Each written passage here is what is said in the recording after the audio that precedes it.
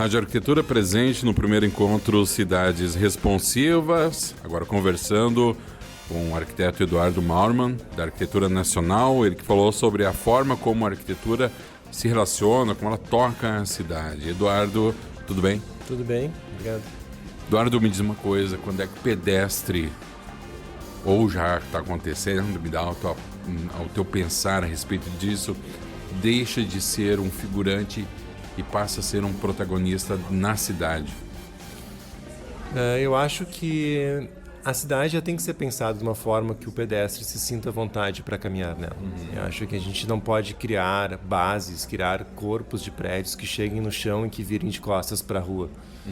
Se a gente faz isso, a gente faz com que o pedestre tenha medo de caminhar naquele local, ele não se sinta à vontade de permanecer nesse espaço. Então, nem sempre criar uma loja é o melhor atrativo, nem sempre vai ter público para vender numa loja, para criar atrativo para ter uma loja, um café, um restaurante. Mas existem várias estratégias para com que a rua não fique murada, a rua não fique insegura. Então eu tentei falar um pouquinho sobre isso, sobre estratégias de como fazer a base, o prédio chegar no chão de uma forma mais sutil e que cria essa relação mais aberta com a cidade. Então eu falei de arejar, que é criar uma base mais leve, mais conectada, onde as pessoas que entram e saem do prédio consigam ver e consigam se conectar com a rua. Falei um pouco também sobre recuar, porque o prédio não necessariamente tem que ficar no alinhamento, ele pode ser recuado, eu posso fazer gentilezas urbanas, eu posso ceder uma parte do meu recuo de jardim para a rua. Então são estratégias que não custam caro, são fáceis de fazer e que dão muito resultado para o pedestre em si. A cidade caminha nesse sentido, dentro dessa lógica, para ser uma cidade mais humana daí, Eduardo? Com certeza, eu acho que cada vez mais a gente nota que as boas cidades do mundo não são cidades onde a gente percorre com carro ela, a gente pode caminhar. Então, os bairros mais atrativos, vamos falar de Porto Alegre, os bairros mais atrativos de Porto Alegre são os bairros onde eu posso caminhar. O Moinhos de Vento, o Bonfim, o Rio Branco, são bairros onde eu tenho mais segurança, onde eu tenho mais coisas acontecendo na rua. Então, a cidade vai ser muito mais humana no momento que eu puder trazer o pedestre para perto dela e tirar o carro como grande protagonista disso tudo. Pois é, sem demonizar o automóvel, mas a gente sabe que existe um congestionamento geral da cidade em função do enorme número de veículos que circulam nas ruas. Mas a gente sabe também, né, Eduardo, que o brasileiro, por tradição, é um adorador do automóvel. Essa estratégia de tornar os prédios mais humanos seria também uma estratégia de fazer com que as pessoas percebam que andar a pé pela cidade também pode ser prazeroso?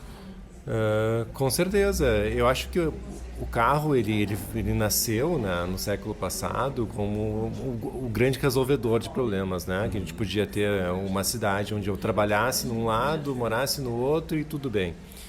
A gente vê que as cidades não funcionam dessa forma. As cidades, mesmo que invistam muito em aumento de vias, nunca vai dar conta. Nunca vai dar conta. Essa é a real. Tipo, o crescimento de veículos é exponencial e de ruas não é exponencial. Então a gente nunca vai conseguir acompanhar. Então se criou coisas no Brasil e no mundo que foram muito prejudiciais às cidades, os minhocões da vida, né? Os elevados, são construções que foram feitas para melhorar o trânsito. No final de contas, eles não melhoraram o trânsito, eles não resolveram nada de problemas e criaram chagas, né? Para a cidade. Então, eu acho que a gente tem que tentar passar por isso tudo e entender que a gente tem que fazer com que as pessoas morem e trabalhem e vivam em locais mais próximos. Tentar tirar esse efeito que se tem de subúrbio, que essa ideia que não é uma ideia brasileira, foi uma ideia importada, né? De que morar longe do trabalho é bom. A gente tem que criar cidades mais densas, e aí eu sou muito favorável a densificar as cidades, a criar prédios mais altos, a criar estruturas mais densas, porque só com a densificação eu consigo fazer com que as pessoas caminhem que as pessoas circulem, porque eu não posso morar a 5 quilômetros, né, do trabalho e dizer que eu vou a pé. Eu não vou a pé, eu vou de carro. Né? Um dia de chuva, tu até pode ir de bicicleta um dia ou outro, mas aí tu tem que também pegar uma rua que seja plana, não tenha muita subida e descida, então não tenha chuva, então, enfim. A gente tem que tentar mudar a forma como a gente pensa as cidades. E acho que isso está sendo feito também nos últimos tempos. Pensar prédios que sejam multiuso, que eu tenha escritórios muito próximos de residências e consiga densificar. No momento que eu densificar, tudo se resolve em relação a isso. Tive cidades muito boas no mundo, que são caminháveis, onde as pessoas têm muita prioridade. Não foi feito grandes investimentos de vias públicas para carros. Continua sendo o mesmo caos de carro que em qualquer lugar do mundo, porque não tem como resolver isso. Mas as pessoas em si, o pedestre em si, vive muito mais feliz. Dentro desse processo, para finalizar, o arquiteto, qual é o papel do arquiteto, Eduardo, dentro disso tudo? Além de ser, entre aspas, um instrumento de realização, de projeto, ele também tem um papel de conscientização do mercado, incluindo consumidor, investidores, empresas, nesse sentido de que podemos tornar as cidades mais humanas também? Eu acho que o arquiteto ele tem várias esferas, né, de trabalho. A gente pode falar da esfera de projeto, onde a gente vai pensar como o arquiteto trabalha aquele prédio dentro de um terreno privado. Mas tem o arquiteto que trabalha numa esfera mais pública, fazendo um plano diretor ou criando uma lei de zoneamento. Então, eu acho que o arquiteto, em várias esferas de trabalho que ele tem, ele pode trabalhar na sua forma para que a cidade seja melhor. Eu acho que a gente tem que, de alguma forma, acabar com esse entendimento que cidades espalhadas são boas.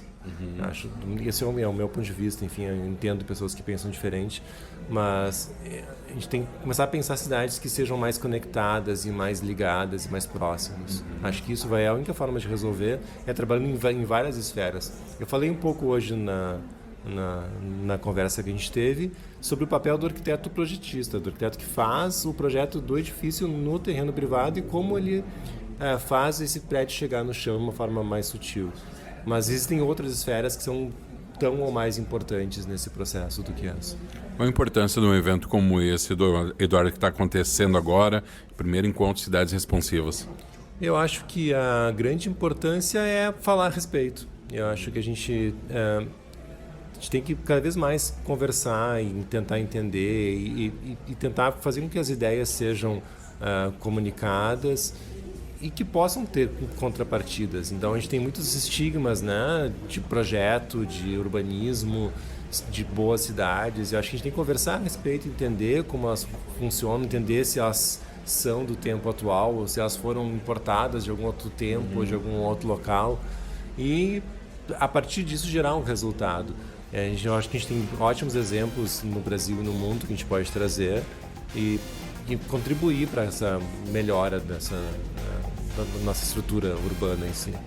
Perfeito, Eduardo Marma, Arquitetura Nacional, muitíssimo obrigado pela tua participação. Eu agradeço, obrigado. Um grande abraço, até mais.